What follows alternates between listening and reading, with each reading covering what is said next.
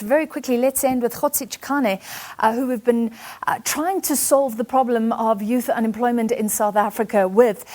Finally, we were talking about government struggling financially right now and being a huge employer in terms of government workers and saying that it can't even afford to increase those salaries for the next 3 years. I don't know if you saw, but the SANDF, I think it was reported that that was affecting intern positions. So young people not getting opportunities because older people are being kept in jobs. What do you do with a difficult situation like that? Yeah, I mean, it's not a new situation. It's not one that is unique to our country in any particular way. The question then becomes, if it is not new, how have other people kind of solved it? And one of the quickest ways to solve it is you find new markets for which young people can enter. One of the biggest new markets that we have across the world is around that notion of ICT, the capabilities of, I hate the phrase, but of the fourth industrial revolution, for instance.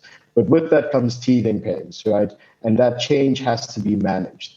How you don't create that problem is by giving useless contracts to people who are not doing their job, right? And not keeping people on for the sake of keeping them on because the processes dictate it. It requires government to say, well, how do we change our processes to get a bigger bang for buck? So you stop the process of having older individuals staying in jobs that are not necessarily required anymore.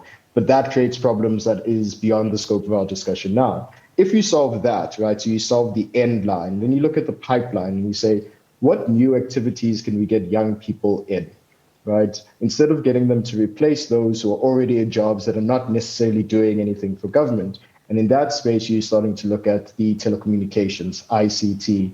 You're looking at brand new forms of manufacturing, right? There's the scope that we have available to us is only limited by the imagination of our economy. And at some point, we need to have a conversation of what are the new opportunities that we want to take advantage of, and how do we then fully invest in that and take the risk and take the gamble?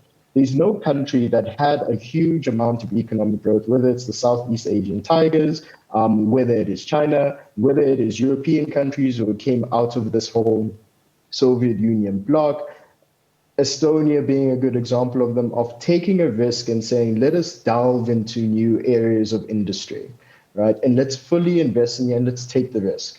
South Africa hasn't really done that. We've relied on our age-old industries of manufacturing, mining, and the newcomer to the block being the financial sector. And outside of that, we really haven't tried to create anything new. And I think that's where government should focus on if they really want to get young people in without generating another bulge of older workers who are stuck doing jobs that are not necessarily productive for the country.